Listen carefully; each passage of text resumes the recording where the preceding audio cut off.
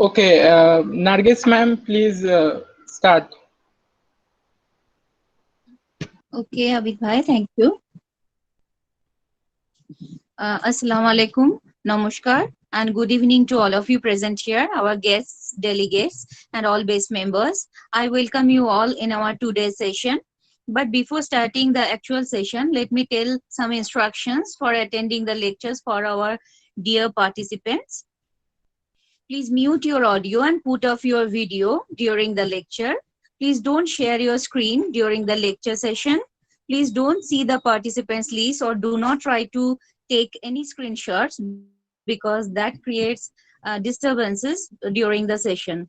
Please note that the whole session, including questions and your messages, get recorded. Please submit your feedback after the end of the lecture. A separate feedback link will be provided in the chat box after the end of the lecture. Please do not interrupt the speaker during the lecture. Type your question in the chat box. It will be attended in the question answer session after the completion of the lecture. If you face any problem like audio or sound related problem, please write in the chat box. We will take care of it.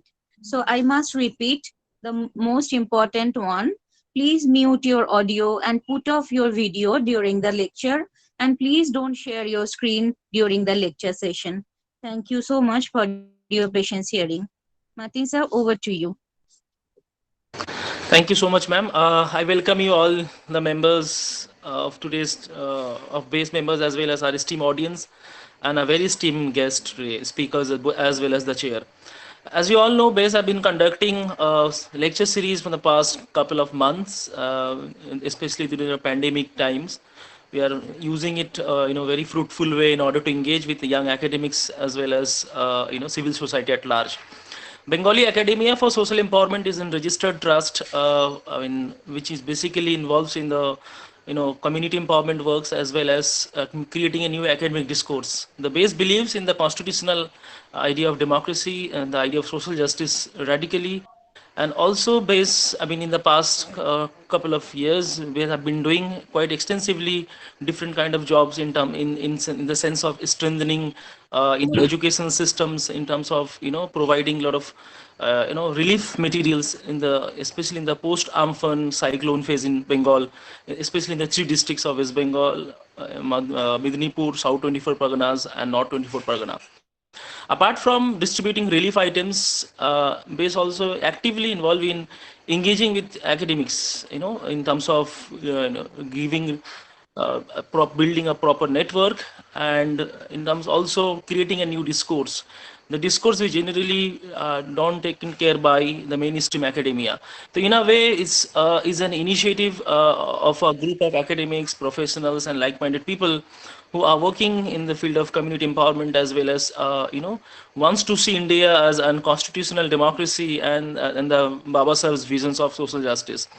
With this, I mean, base have been also conducting, apart from lecture series, we also engage in young students, providing net set sort of online coaching. Base is also actively engaged in providing assistance for the admissions in different universities and colleges all across West Bengal, India, also in the Western world, Europe as well as in.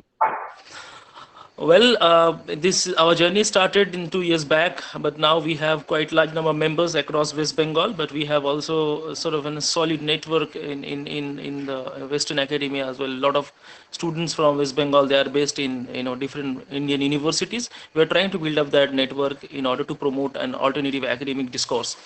With this few word, I would like to invite Mohidul Rahman, Assistant Professor. Dr. Mohidul Rahman is Assistant Professor of History at Kazi Nazruddin University in West Bengal, to, int- to introduce our esteemed speaker, Dr. Yasser Arafat, as well as also our very own chair of today's talk, Dr. Samir. With these few words, this is over to Dr. Mohidul Rahman. Yeah, so am I audible? Hello? Yes, you're Am I? audible. You're audible. Am I? Thank you. Uh, Thank you, Dr. Mr. Matil, Abdul Matil, for giving opportunity to introduce the chair and speaker. And good evening to all present here. So it's my great honor and pleasure to welcome and introduce our chair and speaker for today's session. A topic entitled The Aspical Empire, Cattle Tax, Panels, Spectacles and Prisoners' Body in Colonial Malabar. I am honored to introduce Chair Dr. Samir Isa, Assistant Professor, Department of History, St. Xavier's College, Kolkata. He obtained his MA from University of Calcutta with third position. He obtained second MA in Islamic History and Culture from University of Calcutta in 2007. He obtained PhD from Vishwabharati Shantiniketan, the topic entitled A Study of Stylistic Interactions in Development of Mughal Painting under Akbar the Great. His special interest area on ancient Indian history and culture with specializations in fine arts.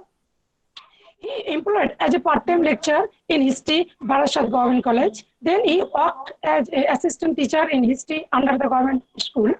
Then later he worked as an assistant professor and head of the Department of History at Karna College, Bardhaman. Maybe he worked as 10 years.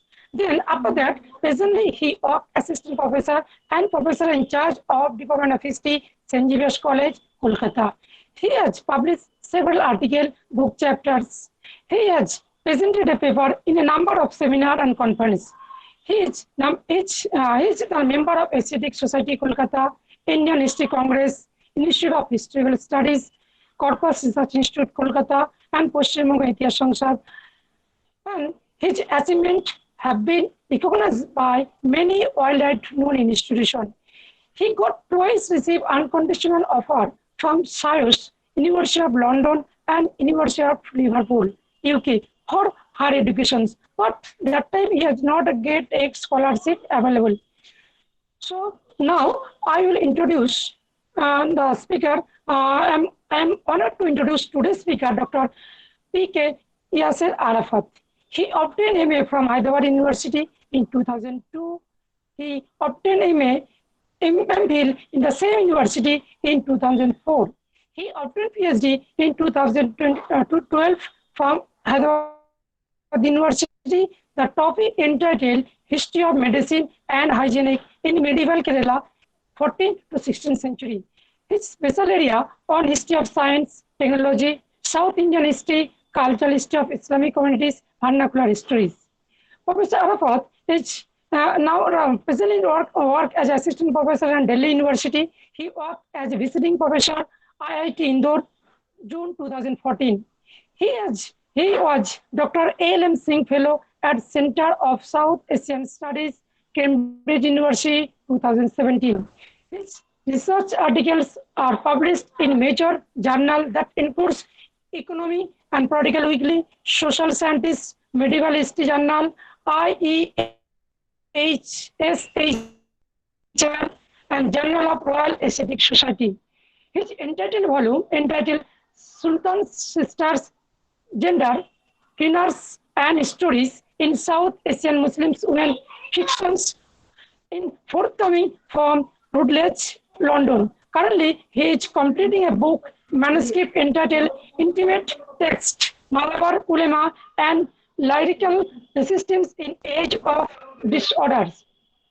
So, thank you so much for speaking this online lecture. So, over to you, sir. Samir, sir. Can you hear me? Samir, sir. Yeah, can you hear me? Yes, we can hear you. Yeah. Yeah, it's a great privilege to introduce Dr. Yasser Arafat, who is well acclaimed in his area of research and study. And today he's giving us astoundingly new area of of knowledge, which has not been tapped before.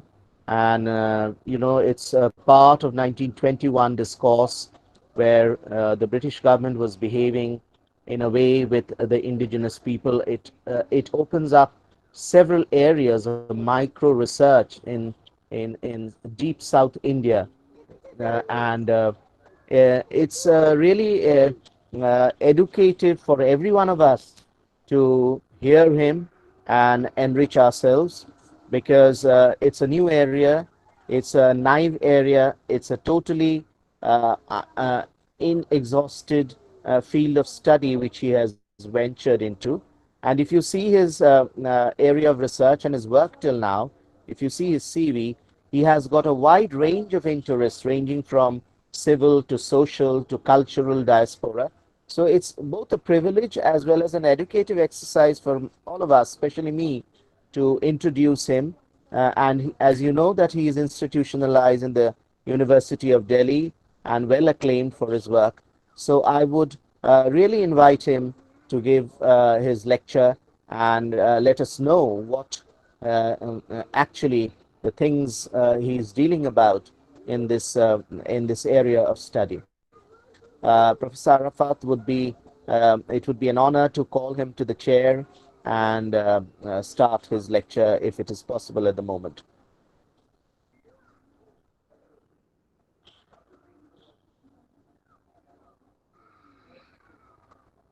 Hello? Hello, can you hear me? Thank you, Shamil. So can you hear me? Yes. Yes, yes, you are Yeah, audible. yeah. Lovely evening, and those are nice words. And I'm really happy to be in the company of esteemed scholars, friends, and students here. So, as Shamir and Abdul Mateen said, so this is a new area of research I started last year.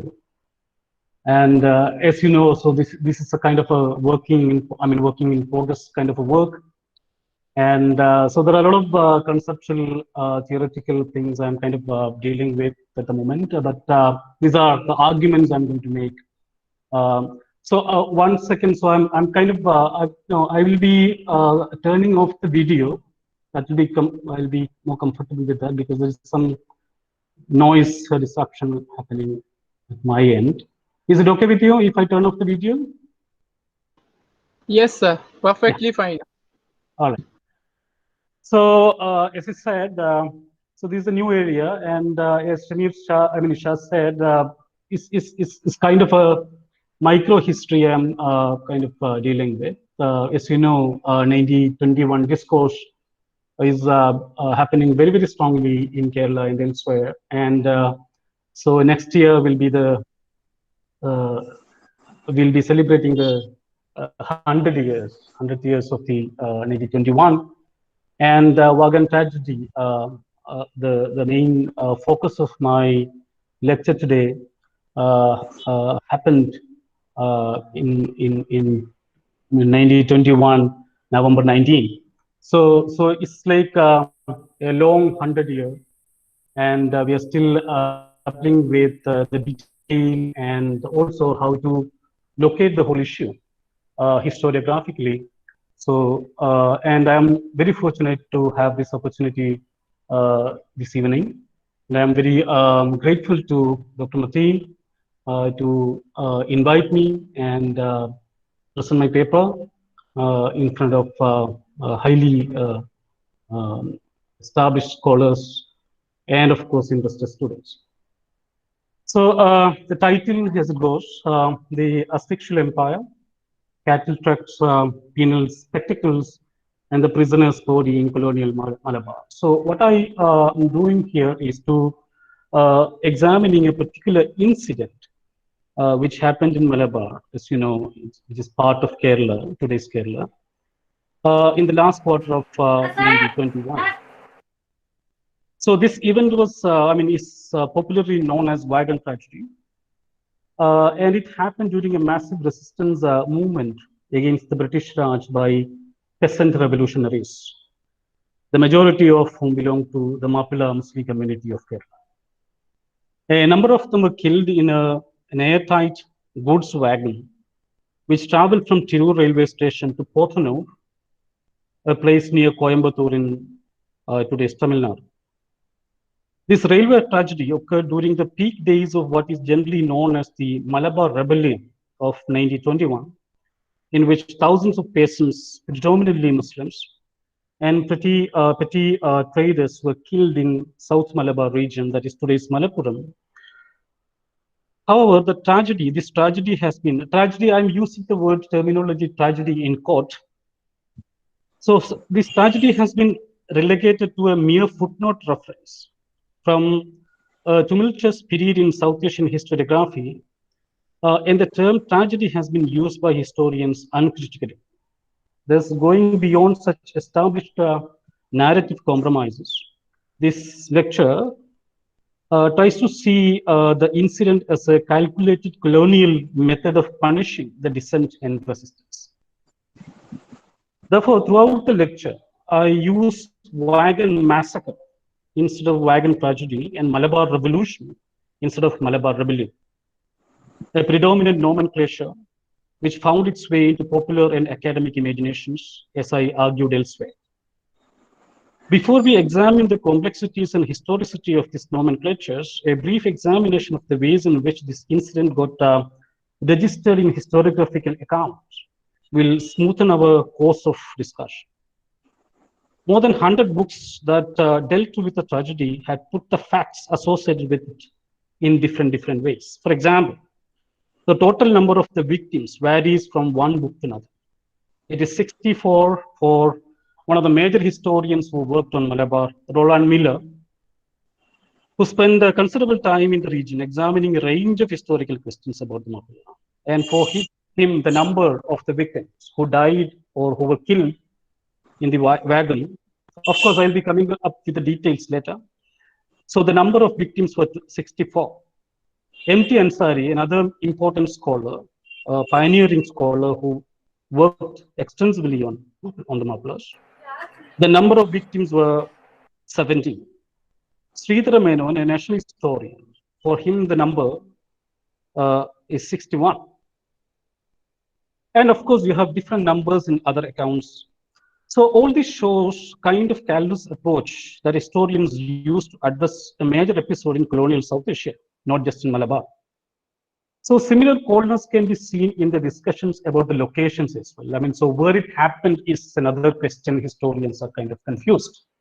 Some would say it happened in Tirur, someone would say it happened in Pottanur, someone would say it happened in Coimbatore, someone would say it happened in Tirutangadi, someone would say it happened elsewhere. So there are a lot of confusion regarding the place as well. And of course, the variations in the dates are also equally sparkling for historians. The dates are varied from November 10 to November 21, keeping the readers in the hook of utter confusion.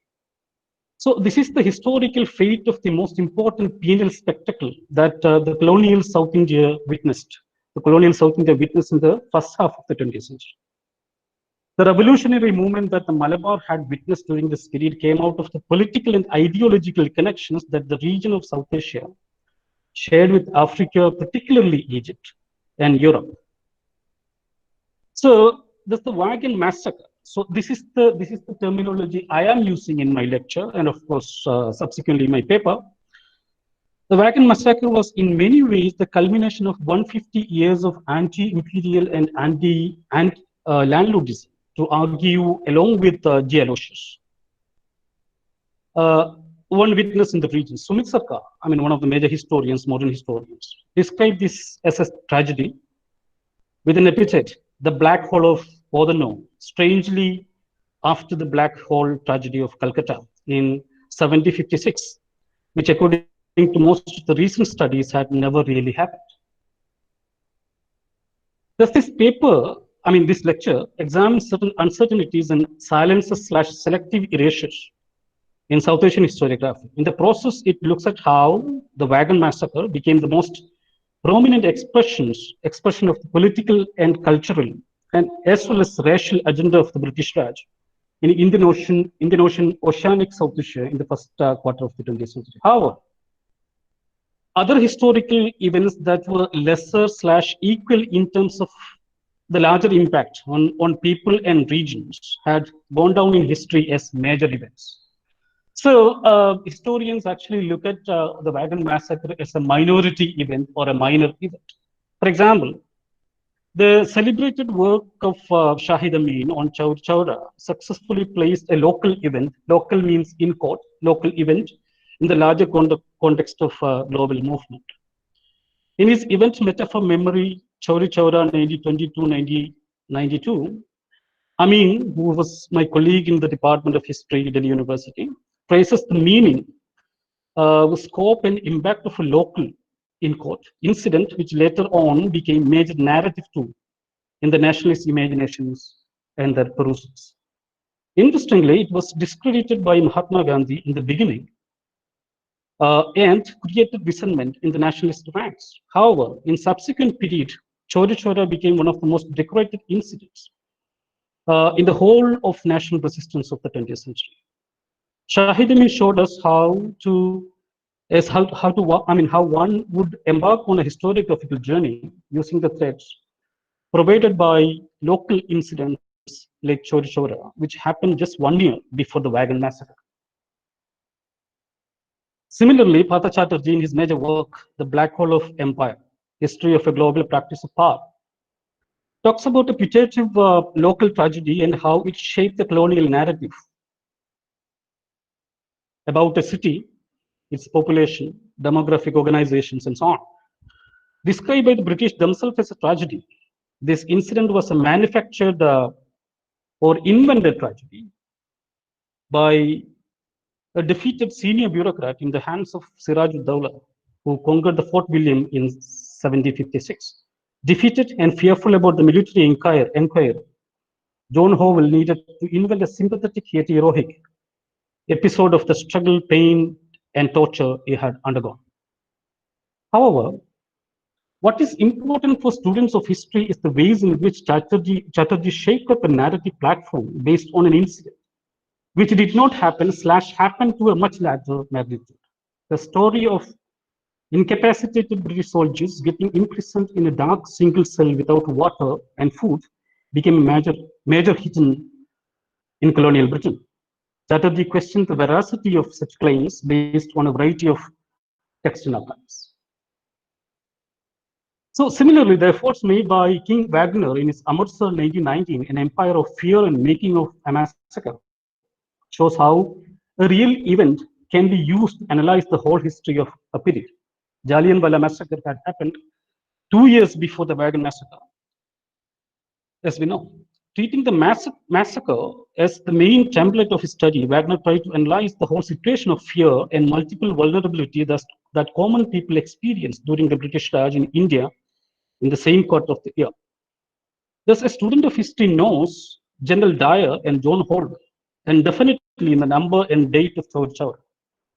However, the detail about the Wagon Massacre are denied slashed in the larger historiography of South Asia.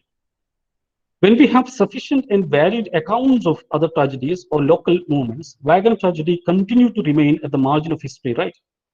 It also means that 2 out of the 3 incidents, Chauri Chaura in UP, Jallianwala Bagh in Punjab, that happened in North India against the same external threat, became major sites of historical inquiries later on. So a range of historians from Sridhara Menon to M.T. Ansari continue to describe the event as a tragedy, while the evidence, documentary, and narrative that we have point to a calculated plan that the British carried out during the Malabar Revolution of the 1920s. While we were in the know of General Dyer and Howell, the person who was responsible for the Wagon Massacre remains invisible. While historians like Nigel Collett calls General Dyer as the butcher of Jallianwala Bagh, one has to recollect hard to get the name of Richard Harwell Hitchcock, who was the chief executor of a large number of Malabar peasants' executioner on a moving railway van from Tirur to Podanur. His role as an executioner and the long history of such spectacular executions by the officers of the Raj got silenced, since many conventional history writings consider them as unavoidable human errors and tragedies.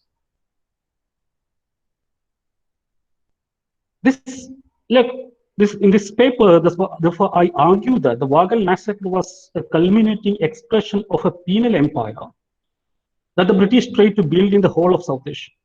particularly in the districts of Madras Presidency. So the question is, was it a tragedy? So I argue that it was not a tragedy. It was rather a continuation of the penal spectacles that the British Empire had established across Africa, Australia, and Asia.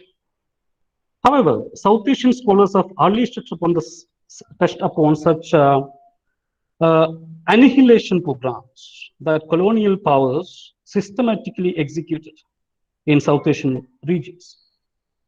This remain unstudied/understudied are such programs that the Portuguese, Dutch, and the British carried out during their times in different parts of this region.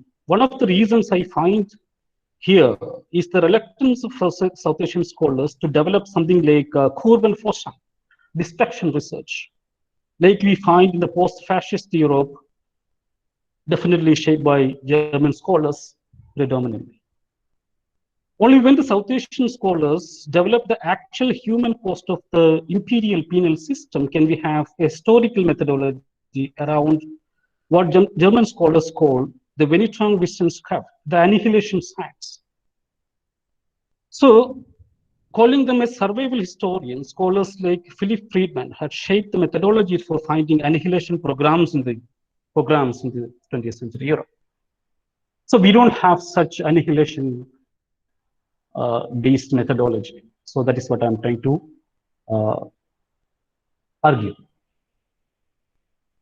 So after killing more than 10,000 Muslims and injuring and raping hundreds of them over a period of time during the Malabar Revolution, the British penal officers designed the annihilation train. That is the epithet I am using for this particular train, which traveled from Tirur to Podanur, the annihilation train. And this annihilation train was used as a 140-kilometer spectacle from Tirur to Podanur. About 100 of peasant prisoners, 96 of them Muslims and 4 Hindus, were arrested from different parts of southern Malabar and huddled together in handcuffs before they were taken to Tirur railway station on the 19th of November, 1921. They were kept in goods/cattle wagons specially brought from Calicut, my hometown, that is 50 kilometers away from the Tirur station, and fixed that this particular cattle van was affixed to a passenger train that Chennai bound Madras made. The wagon was airtight, and even the smallest holes were fixed with sand and wires, and the whole wagon was newly painted to stop fresh air from coming in. The wagon inmates, who already walked a long distance to reach the station after their arrest and torture, without water and food, were handcuffed and stuffed inside the wagon, which was meant for carrying merchandise and catches. To quote the New York Times, 22 November 1921, 64 out of 100 Mokula prisoners were suffocated to death in a closed car on a train in India. According to P. Shabadasan, one of the young historians who did study the prisoners who died, and he says 70 persons died in the wagon. In a close reading of the event, one can see uncanny similarities between the Nazi cattle carts that were used to transport the Jews across the Western Europe to different Holocaust centers in Germany and Poland. Historians and Holocaust survivors have told us how the Nazi cattle carts were presented as the last transport of the Jews who were made believe that there were no return to the normal world after their last transport. These carts were used to reach in the middle of the night, unannounced, and we were thrown into them, handcuffed to each other, to quote one of the survivors. The sweat, blood, spit, urine, faces, and other discharges from the body told them the impending death waiting for them in a crueler fashion somewhere else without any escape possibilities. Therefore, the Holocaust psychoanalysis consider these cattle carts as a medium itself to kill the power of Jewish resilience multiple times before the actual death visits them. In a way, the Holocaust cattle trucks were a psychological incapacitating device before the actual punishment meted out to them. in the reality of gas chambers in the prisons. In short, the Nazi state wanted the Jews to experience death before their actual deaths multiple times. The survivors tell us that the whole cycle of a jail life and definite deprivation associated with it was experienced in an overnight cattle truck journey, as such cattle trucks were so beyond or outside human experiences. One of the Holocaust survivors remembers it as, to quote, overcrowded, parked in there like sardines on kind of a fish. The stench that is built up, smell of vomit, human sweat, urine, faces, and dropped oxygen. So this is a quotation from Stephen Frank, Auschwitz survivor. Thus, all of the survivors and survival historians agree that such trains with 4 little windows was a death march. These trains were designed to weaken the mental resistance of the Jews. There were jails before jail. I mean, these cattle trucks were jails before the jail. There were torture before the torture. There were pain before the pain. There were certainties before the certain, and there were definitely coffins before the coffin. Therefore, I use the penal wagons, the term penal wagons that ran from Malabar to different prisons in South India, including Beladi and Poronu, as Holocaust trains, both as a metaphor and an experiential category. The mnemonics of the European Holocaust cards and the new histories of the body clearly shows that such trains were the imperial manifestation of the total control over the subject population in the region of Malabar. It showed their ability to generate the Procrustean control by axing and stretching the body as they like. They had the power to suffocate it, and they were in total control to bring in the feeling of asphyxia through taxation, unfreedom, lack of choices, and of course, the actual experience of suffocation through torture and spectacular punishment. Historians like David Arnold, as we know, clearly shows how the colonial was also about the conquest of the body. The body conquistadors, as I call them, incapacitated the Oriental body through narratives, knowledge production, and anthropological humiliations. However, in places they met with counter narratives, vernacular counter episteme, scholastic resistance, and counterprint culture. The British Raj resorted to extreme violence. The South Malabar was a classic example of a region in which the British was resisted through knowledge, performances, and actual physical encounters. Thus, the railway tracks were turned into penal theatre.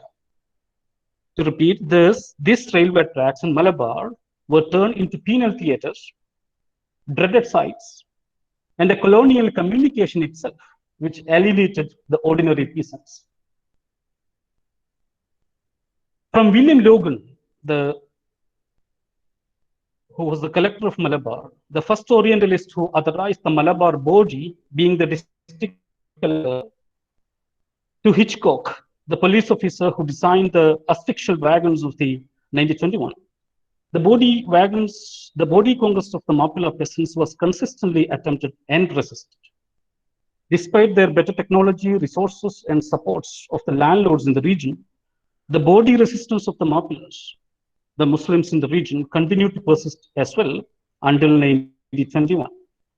So the wagon massacre was a loud declaration and calculated design to communicate with the peasants that the British had to show that the complete control over the body in the region, whether they were Muslims or Hindus as well. So in a song written by one of the major writers of the 40s, Kambalat Govinda Nayak, he wrote this poem in 1944.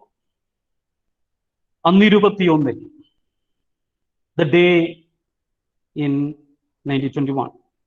So he clearly shows us how the corporal conquest of the British was happening in 1921. So I'm not, just for a feel, I recite the Malayalam, then of course I will translate. അന്നിരുപത്തിയൊന്നിൽ നമ്മൾ ഇമ്മലയാളത്തിൽ ഒന്നു ചേർന്നു വെള്ളയോടെ ഇരുട്ടു നല്ല മട്ടിൽ. നമ്മളിത്ര ബാപ്പമാരെ കേറ്റിയന്ന് തൂക്കില്, ഞമ്മളമ്മ പെങ്ങന്മാരെ കാട്ടിയ ഹാലാക്കിന്, ഉപ്പമാരെ താടി നുള്ളി സൂചി കേറ്റി കാലില്, അപ്പുറം കടൽ കടുത്തി ആക്കിയെന്ത മാനില്. So this song, which of course which is a very long song, describe the total control and humiliations the British Raj meted out to the Mapla community and other subaltern communities in the region. So to translate part of the song, poem,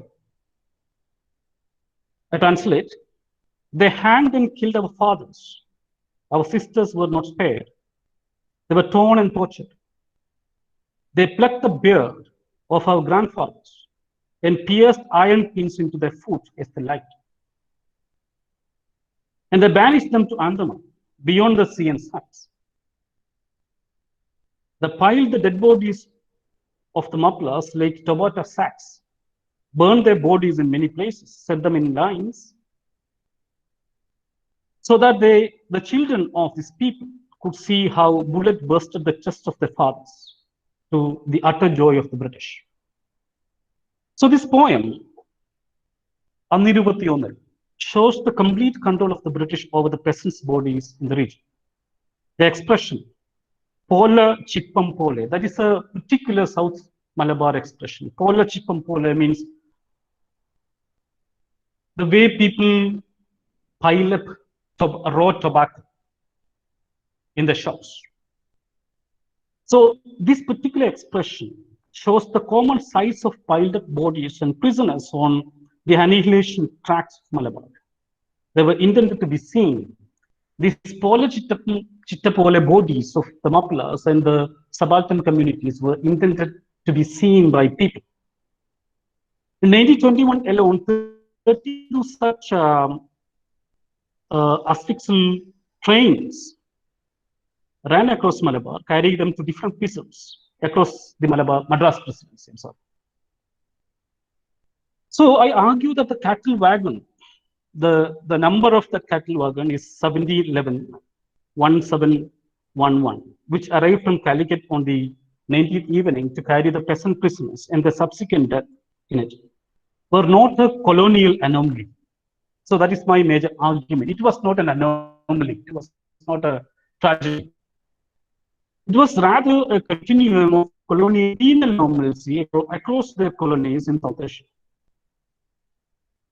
It was the continuation of the death by suffocation policy that the colonial penal regimes had practiced from South America to Africa to Asia. Moyarathu Shankaran, one of the leading writers of the time and witnesses the Malabar Revolution, records the regulatory of such annihilation cattle trains which asphyxiated prisoners and how people get terrorized by the sight of them. The wagon 1711, which was affixed to passenger train 77, as I mentioned briefly above, was newly painted to make sure that there was not even a single pore in the wagon, so that asphyxiating train would not spare anyone on its 140-kilometer journey to Podala.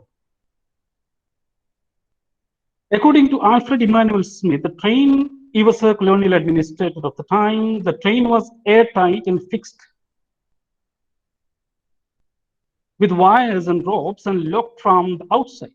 And the whole thing was happening under the direct supervision of Hitchcock, who can be rightly called the butcher of Tirur. On its journey to Podano, the train stopped at Shornur and Olavakodu. And eyewitness recorded that there were screams and shouts from the inside for water and air. Police Surgeon H. Andrews, in his statement before the investigating agency, clearly makes a mention of them in question Superintendent of Police and saying, to quote, "If we have to take into consideration that providing prisoners with water is not enjoined by law, though it may be considered as a strong moral obligation, if the surgeon had taken pity and opened the doors of the van either at Shornur or Olavakur, the prisoners would with all probability have rushed to the railway station, looted it and massacred innocent persons. If this had taken place, I am sure that the police would not escape punishment for their gross neglect of duty, unquote. So when the train reached Podanur, there were only 30 survivors and they were treated in Coimbatore Central Prison Hospital. Dr. Raman, who was a Malayali, who attended to them, recalls his experience with the prisoner to court. We were perspiring profusely and we realized that air was insufficient and we could not breathe. We were so thirsty that some of us drank perspiration from our own clothes. I saw something like gauze over the door with very small holes so that no air could come in. Some of us tried to put that away, but we were not enough. So one of the books, Khilafat Smaranagal, it is clearly written that the peasants were handcuffed and huddled together inside. They were nailing and scratching each other to survive and evade whatever little air left inside the wagon. The biting and nailing marks in the body clearly reflected how the asphyxial design of the empire worked very well in the wagon. The medical officer who examined the dead body clearly mentioned the cause of this death by suffocation. Historian Robert Hargrave, who worked extensively on the Malabar Revolution, makes a brief description about the death. Quote him, asphyxiation, the cause of death with heat exhaustion as a contributing cause. He goes on saying that the British were engaged in a policy of virtual genocide seemed evident to many Indians when it became known that in the transfer of prisoners in a closed railway wagon, 70 dies of asphyxiation. Interestingly, he also described the incident as a Muffler train tragedy instead of massacre in his well-discussed modernization studies paper written in 1977. To put it differently, the prisoners in the wagon, 66 Muslims and 4 Hindus, were killed due to traumatic asphyxia, as forensic science expert would tell us. Execution by asphyxia had been a normal and tested method of killing people across Europe since Middle Ages. It became a prominent method of purging rebels, dissenters, and political opponents / threats in medieval feudal states that justified this method by taking reference from religious texts. In subsequent times, this method was spread across Europe and its colonies in different continents, and asphyxial cells became a necessary accessory in colonial prison systems from the 16th century. As Michel Foucault pointed out, the colonial prisons became suffocating locations, and they were designed to perpetuate the authority of state and power. The prisoners, their trial, torture, control, and punishments were all seen as potential spectacles by the states. Similarly, the prisoners who were sent from Malabar to different prisons like Podanur and Bellary on these asphyxial wagons were also seen as potential civil slaves, as Foucault would say, whose lives had no value other than being exhibitory materials for people to see and order in court in Foucauldian framework themselves in its discipline and punish the birth of prison, as he would say. Because in Malabar, it was only the body of the revolting peasants that the British could confiscate. The impoverished Mapala peasants had no land or wealth to offer or to escape the punishment. Thus, the body became, in most cases, the only property accessible for the colonizer to discipline the disorderly subaltern. I call them disorderly subaltern. In southern Malabar, I would argue that they were actually disorderly subaltern, and this was the design they devised. Additionally, I would also say that the prisons and the detention centers to which these disorderly subalterns were sent can also be considered as panopticons, to argue after Jeremy Bentham. Therefore, by threading through the archival evidence in popular narratives, the asphyxial cars that ran across the region of Malabar can be considered as panopticons before the panopticon. The actual jails that waited for the survivors after the asphyxial rail wagons. Thus, the rail wagons and cattle trucks in colonial Malabar became moving panopticons with colonial paraphernalia for people to experience. The ultimate asphyxial suffocations they would suffer in their final panopticals would already start in these moving jails. It is interesting to note that the death by asphyxia had become a major debate in the medical journals of the late 19th century Europe. These medical journals discussed asphyxia as a method of punishment and moral issues involved in it. And the British had created such asphyxial cells in India. As we will see, we see in the case of Fort William, where the British military personnel died in one of those suffocating dark cells known as Black Hole. It shows that the wagon massacre in 1921 was a part of an ongoing penal method through which the colonial administrators want to punish the disorderly subalterns from the Maplas and Avarna Hindus. Antonio Gramsci in his prison notebook tells us about the authoritarian bureaucracy which often behaved like prison itself, and how the imperial bureaucracies turn out to be the instrument of mass suffocations across the world. In short, what we witnessed in South Asia was a fully functional asphyxial empire which used every occasion to unleash extreme violence in the face of popular dissent. The peasants of Malabar thus was fighting two asphyxial systems to the list, a fully resourceful asphyxial empire and a powerful Brahminical asphyxial system, which received its power from caste habitus and possession of land. So the last part of this lecture, I would discuss briefly, why is suffocation by death? So I argue that the suffocation by death or asphyxia was a very manipulative strategy to remove the human content from the consciousness of these prisoners. This removal gets auto-started the moment they were dragged into a cattle truck which intended to transport animals. The feeling of being human gets frozen, especially when it was forced upon them by a violent power. Once the truck started moving, one can assume the struggle each prisoner had to take to survive. They had to fight for survival. They had to fight for water. They had to fight for breath. They had to fight for air. And they have to fight for existence. Survival becomes the only motive of each prisoner. And the regret of attacking his fellow prisoner gets removed immediately. That fellow prisoner can be his friend, he can be his brother, he can be his parent, or anyone who is close to, very close to him. Thus, each prisoner becomes a hangman in order to survive. He becomes homicidal out of compulsion. Thus, even if he could survive, he comes out of a prison or wagon with a perpetual guilt for killing someone he knew, or coming out because he could not save someone he knew. In a way, colonial asphyxial system ensured that the dissenters would either die in suffocation or live in perpetual guilt for being the hangman. Thus, the butcher of Thiru, Hitchcock made every single prisoner of the very wagon and many wagons he commissioned a homicide. And each wagon is an auto-corrected machine of mass asphyxia. With that, I stop here. Thank you. I hope I will have a couple of questions. Thank you. That's the end of it.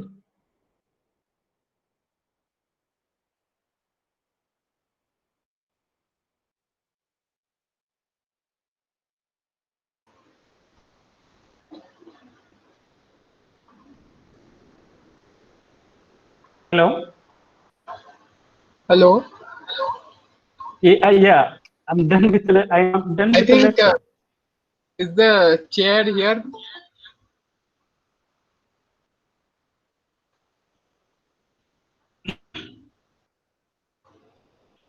Hello, Martin? It seems some network problem. By the way, we have Professor. Could you hear my concluding? Yeah. We could hear. All right, okay, thank you. Okay.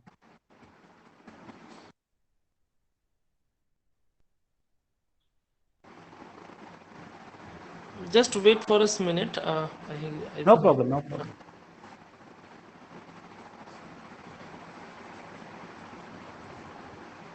Those who have questions, please write in. Otherwise, they can. I think they can ask also. Yeah, that is also there. They can ask as well.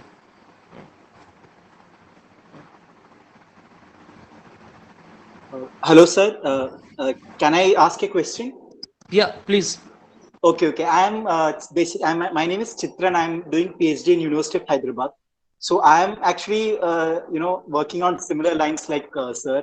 I'm actually working on, prisoners' body in Malabar from the occupation when they occupied Malabar. That is from 1800, and looking at knowledge production and prison spaces and all. So I have a question related to this lecture that sir gave.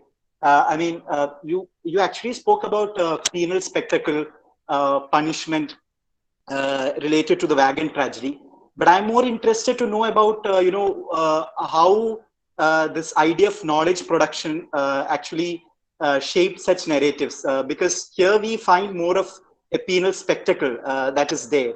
But how do you place the idea of knowledge production itself? Like if you take Nicholas Dirks' theory on how census reports, enumeration, and all categorized people into different subjects. So do you think that when you look at this idea of public spectacle and punishment, this idea of knowledge production is also very significant? So that is my question.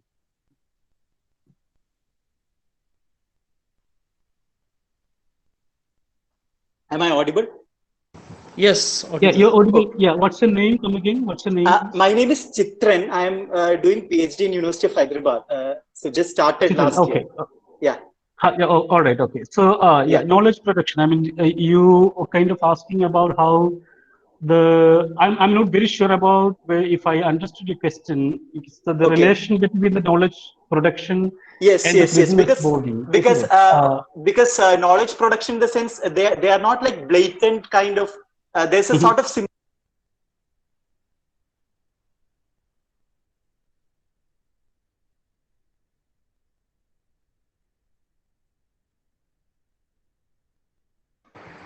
Please unmute yourself. You have unmuted yourself. Sir, please unmute yourself.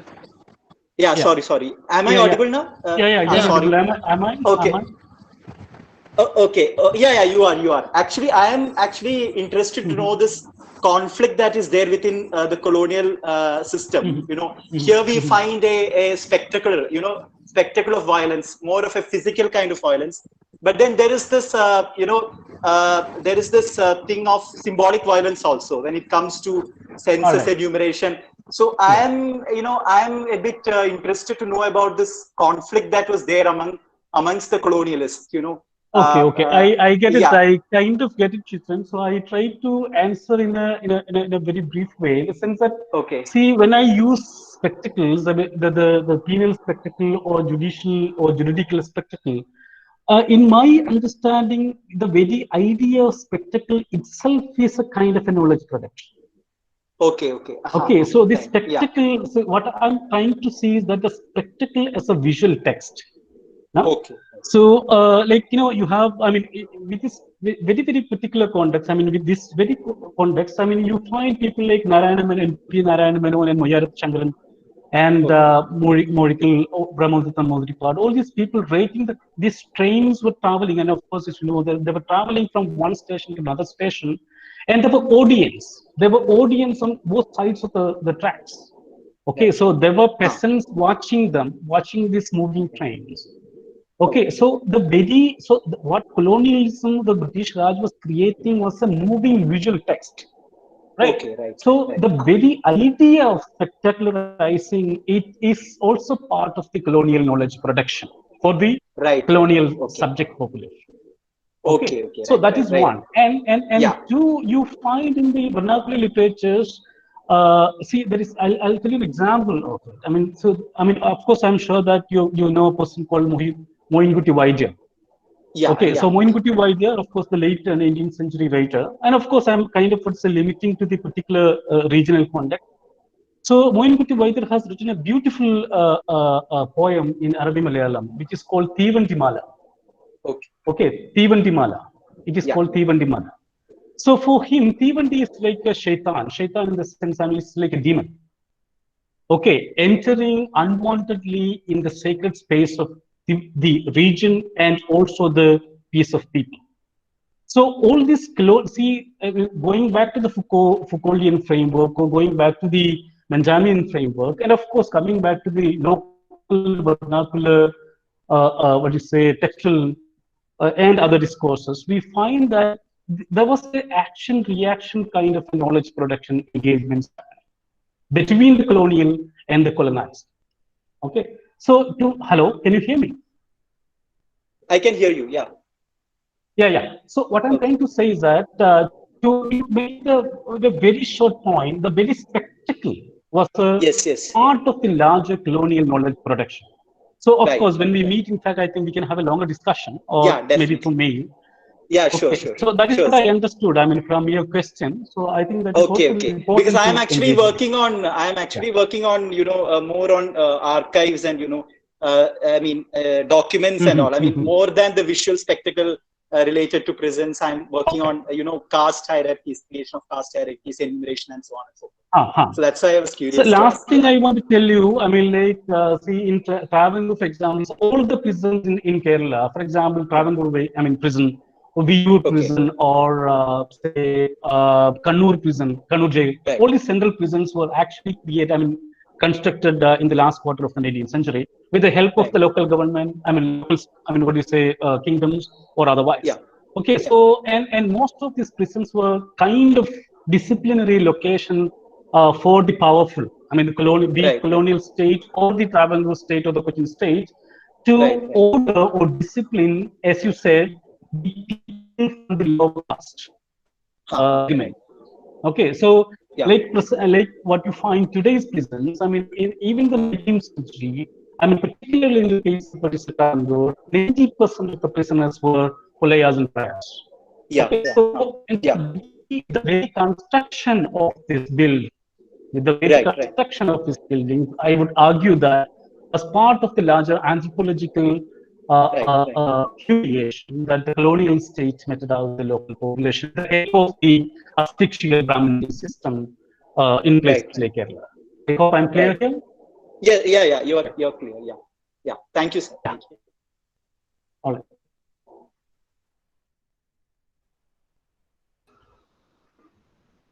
Participants, please ask your next question.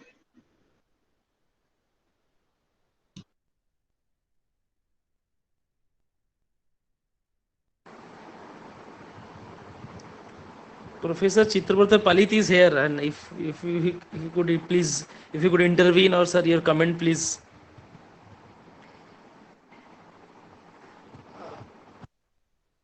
Sir, please unmute yourself. Okay. I think I am getting some written questions, so I'm just going to.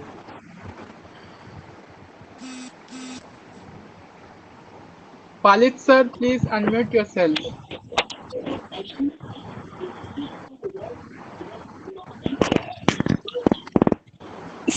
Sir কিছু বলুন sir পালেত sir কিছু বলুন আপনি unmute করুন hello sir Here,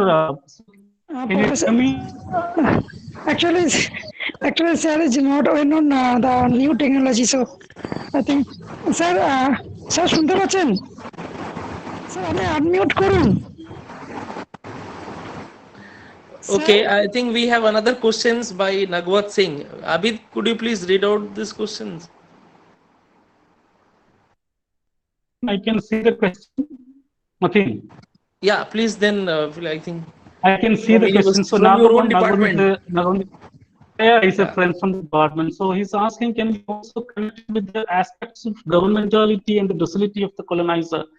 What's your take on it? I mean, perfectly. So this is the whole point I was trying to make, Nagavant, that there is the still colonized body and there is this passive colonized body. And of course, and the whole thing about expressing and exhibiting that we have the total control of your body, as David Arnold would say, and many other scholars would say.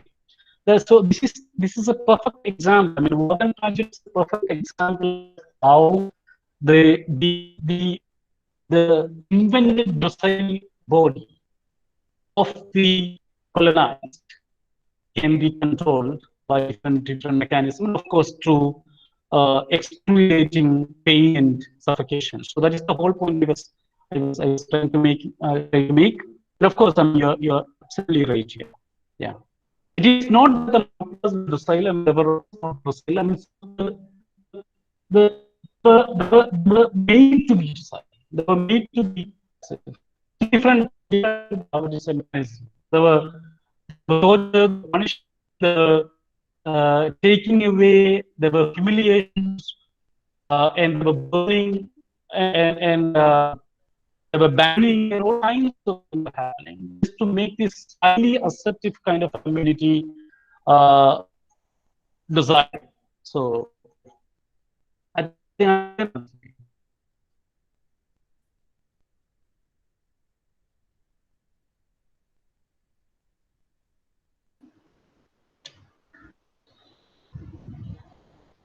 Sir, you are inaudible because of technical issues. I'm audible? Yes, sir, now you are.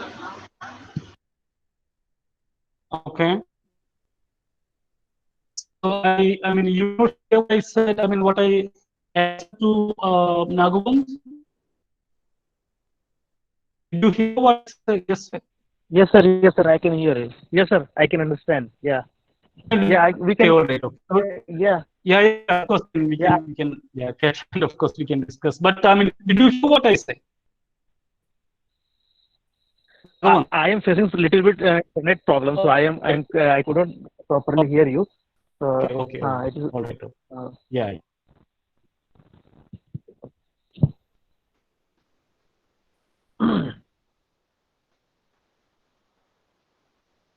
So any more questions anyone wants to ask, please ask.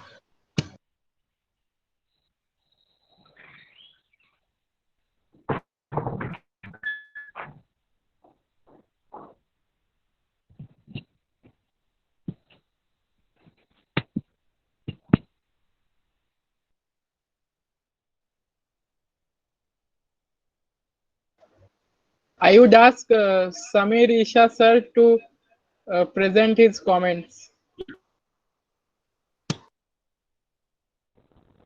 am I audible? Yeah. Yes, sir. Yes, sir. Am I You are audible to everyone? perfectly audible. It's very difficult for me to comment, but I think it was an enthralling lecture, and to people like me who belong to cultural history also, this is a very, very, very incisive and thought-provoking lecture as to what kind of divide and rule policy the British were following. You know, the Mopla rebellion and the fallouts of this, such as the Wagon Massacre, are little known in the history textbooks. And it is only known by popular media, like, I think Mr. Maniratnam had made that film, Sazai Kalapani, which was the Hindi version, in which this showed the kind of massacre that went on inside Andaman jails. But no one knows about what the speaker was speaking about. It's so enlightening. And for people like us who are now, like especially like me, who are now very much interested in riots and minoritism and secularism, and all of us who are interested in the evasion of secularism in India, and how the British has made us what we are, that is Indians, Pakistanis and Bangladeshis and all that, how they divided and subdivided the subcontinent.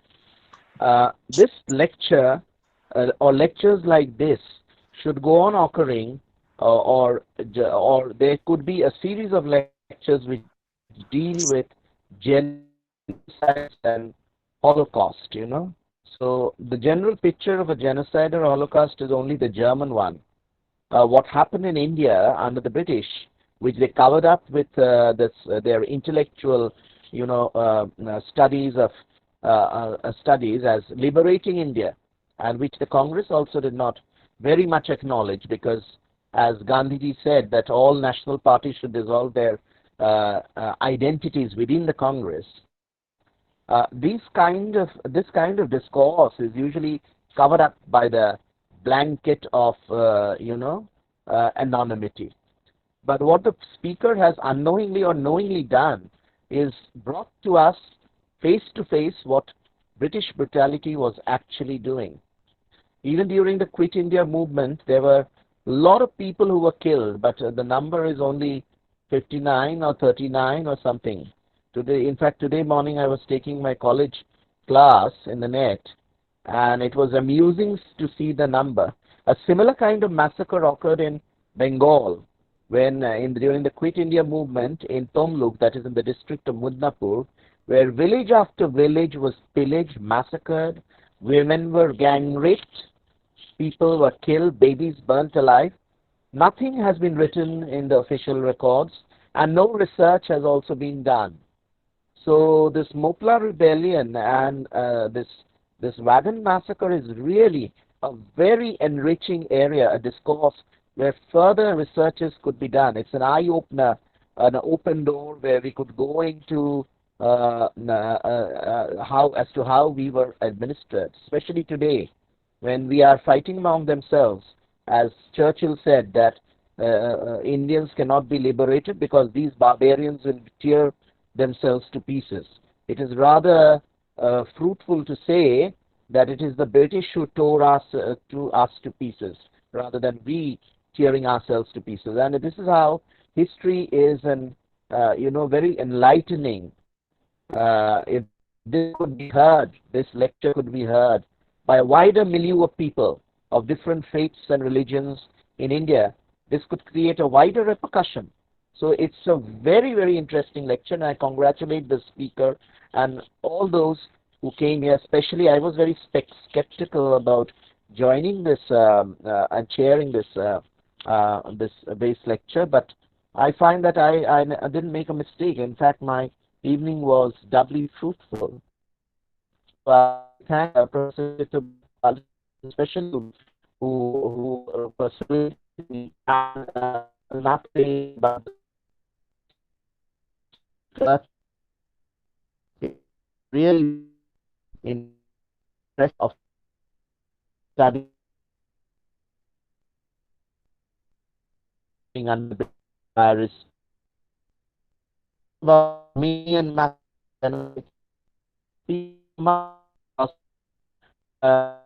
side, we know 10,000 more and children, we know, and that is why we are so very divided. The more we know about our own tortures, we come to the bare reality that we are, after all, we are subjected to the same kind of predicament under any authoritarian rule. That is what I could say. I'm very thankful to all those who arranged this, and especially to the speaker. Thank you.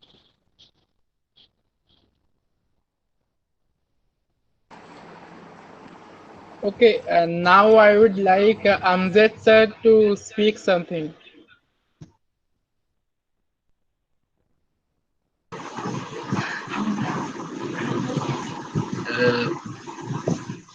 Well, I was writing a sort of query for Dr. Yasser Arafat.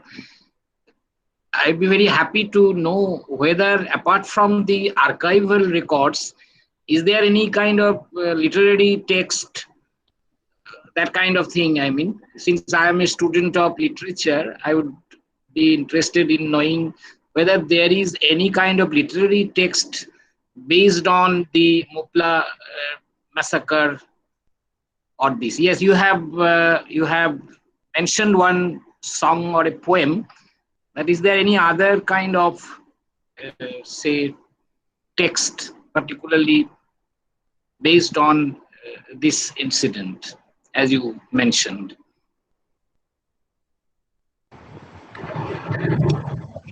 I think Dr. Yasir Arafat having some network issue. That's why he's.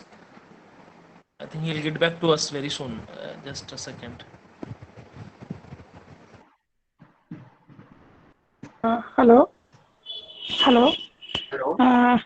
I would like to request, if you don't mind, I would again I would like to request Professor Chittota Palit. I think she is the master of on the theme.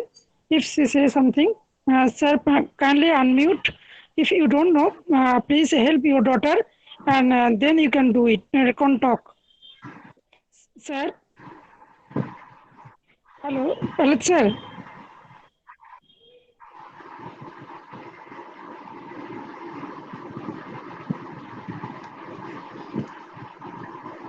Speaker is not there. Speaker is not there. No, Hello. speaker is not here. I don't think Palit sir is also here. Yeah, you just sir, sir Palit sir. Yeah, Sir, he is here. sir, if you don't unmute, you help your daughter and son. You just and then they can unmute and then you talk your view. Sir, sir, are you here? Sir, are you there? Maybe sir is not not unable to do. So, with we move on to our next speaker. I would like M. Hayat sir to comment.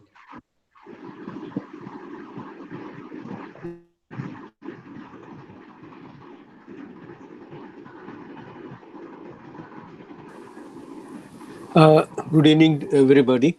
I was very late to the lecture, so I can't comment now, but it was a very important incident in the history of India, especially the Kerala, the Mopal movement, and all those things. Next time, I will try to come early because I stay in USA, Michigan, so it is very difficult to sometimes have some internet problems also. Next time, inshallah, I will join with you. Thank you.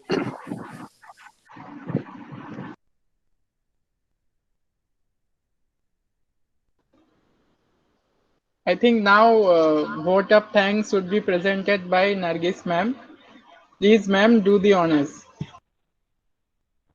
Okay, Bidwai, thank you. Assalamu alaikum, namaskar, and good evening to all of you present here once again. First of all, I must thank BASE for giving me the opportunity to deliver vote of thanks. On behalf of BASE, Bengali Academy for Social Empowerment, I convey my heartfelt thanks to our esteemed speaker, Dr. P.K. Yasser Arafat, Assistant Professor, University of Delhi, for his nice speech on the topic, the Asphyxial Empire, Cattle Trucks, Penal Spectacles, and the Prisoner's Body in Colonial Malabar 1921. Thank you, sir. Next, I convey my sincere thanks to Dr. Samir Isha, Assistant Professor, St. Xavier's College and University, Kolkata, for coordinating today's session. Thank you, sir. I would also like to thank Professor Amjad Hussain and M. Hayat, sir, for and all other intellectuals who joined today with us in our lecture. Thank you all. I thank BASE President, Vice President, GS, and BASE members, especially the team who are working hard and extended their sincere effort to make BASE lecture series happening successfully. Last but not the least, I must thank our beautiful audience throughout the country and also beyond it, who are constantly sharing their interest, showing their interest in BASE lecture series, which motivates us so much to carry out our future endeavor. Thank you all once again. Please join us with our BASE lecture series, lecture number 44. Topic is the Fulbright Fellowship Program, a gateway for Indian students to study in USA. Speaker is Noor Rizvi, research scholar, AMU, Fulbright scholar, 1819, the University of Kansas, USA. Next lecture. Thank you all once again. Have a great evening. Okay, before signing off, if Yasir sir is there, Would you like to please address to Amjad Hussain sir's question?